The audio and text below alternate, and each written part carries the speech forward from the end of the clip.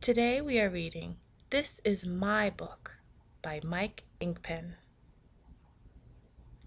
The Snapdragon was up to his tricks again.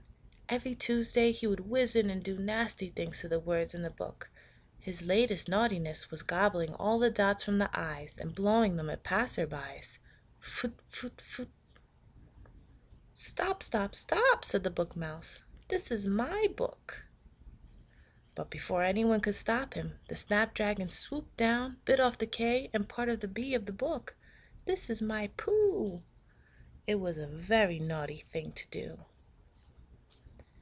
You've got to do something, said the Clockwork Penguin. He's getting worse.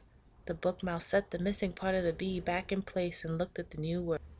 Don't worry, he said. I have a plan. What I need is lots of those. He was pointing at the O's. I know where you can get the O's, said the Blink Owl mysteriously. You can get them where the ghosts of the woolly wolves live, in the middle of the moonwood. But you'll have to be very brave, and you'll have to hurry. It's happening soon, very soon. Look for the moon over the moonwood. Too-wee-too-woo, too-wee-too-woo, too-wee-too-woo. You've got plenty of O's, said the Blue Bear. Can we have some of those? But the Blink Owl had flown away. That night, under a low moon, they crept into the moonwood and waited. And before long, just as the Blink Owl had said, the O's began to arrive. Ooh, they went, whispering quietly through the trees. The O's grew louder. Ooh. And then louder still, wailing and howling through the trees. Ooh!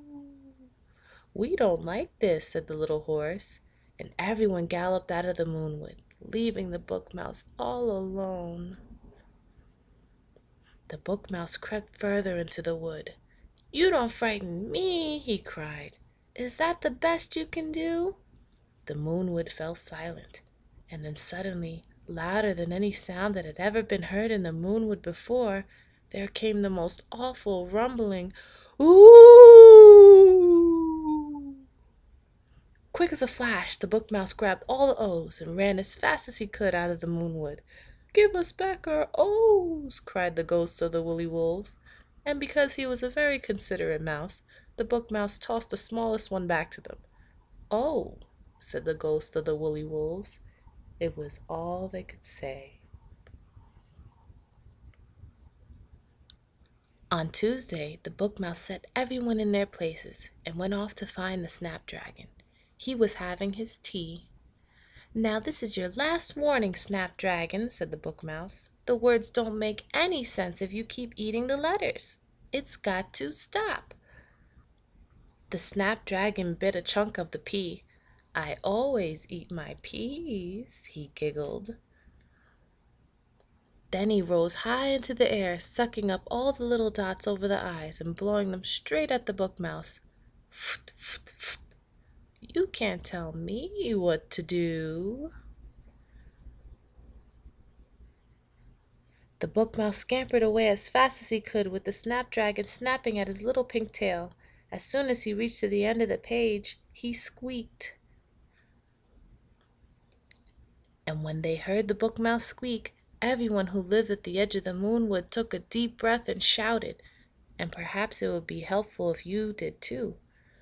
Boo!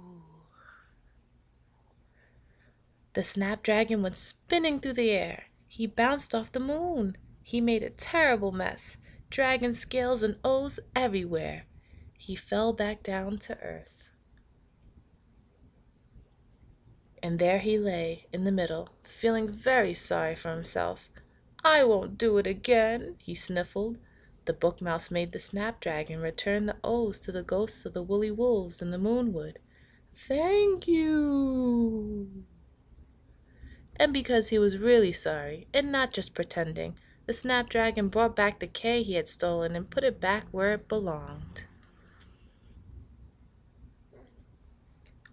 Right at the end of the book. Thank you for watching. If you like Read Me Words, please subscribe And be sure to connect with us on our social media sites.